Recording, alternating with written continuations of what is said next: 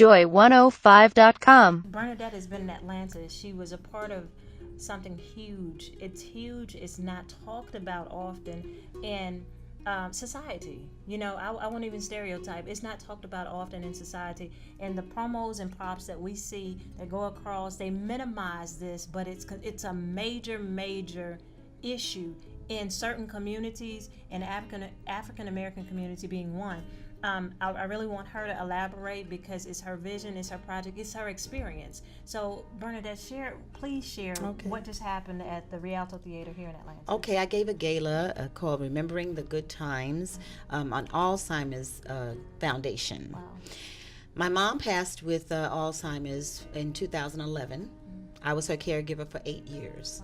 And I see the devastation. I saw the devastation of this disease. I call the monster in the mind because that's exactly what it is. Wow. It just eats the brain. I didn't know anything about this disease, absolutely nothing, because I hadn't heard about it. In our community, we get it twice as much as anyone does, and we know least about it. So my thing is to get out in our community, especially our community, and to educate and make aware of this disease. And that's what my foundation does. Wow. It's remembering the good times because not only is it part of the good times thing that I refer to, but my mother and I were watching Good Times when she had the disease. We were watching it, and she was watching it and understood it, you know, some of it. And she saw Thelma and JJ fighting, carrying on. And I was sitting right next to her, and she looked up at me and she said, "That's a cute little old girl." Oh, wow. How does that feel? Well, it was like a knife in my heart that twisted because I was so angry at that disease that had taken away our fondest memories, the thing that changed all of our lives, and my mother no longer knew that was me. Wow. You see? What are some of the signs that people can look for? No, there's so many different things, but the forgetfulness, it's not just forgetfulness, it's forgetting what an object is for. Wow. You know, some people will say, I don't, but when they see the object, they know it's a spoon or a fork, but eventually they forget what the fork is for. Wow. You know, so you forget that. Or when you hide things or place things, you can't retrace back where you left it. Like most of us go, well, let me think now. I went here.